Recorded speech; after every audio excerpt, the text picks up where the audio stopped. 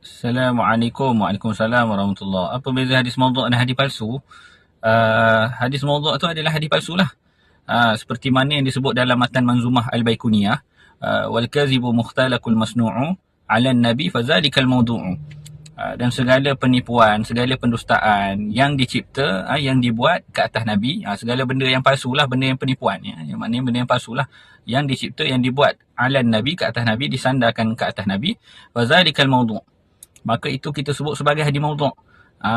Makna kata hadis palsu tu bahasa Melayu dia. Istilah bagi hadis palsu ini dalam ilmu hadis, kita sebut hadis palsu ini sebagai hadis maudhu'. Jadi lepas ni kalau kita dengar orang sebut hadis maudhu' tu, itu merujuk kepada hadis palsu lah. Dia bukan dua perkara yang berbeza. Boleh faham situ. Jadi hadis maudhu' tu adalah istilah bagi hadis palsu. Wallahu a'lam.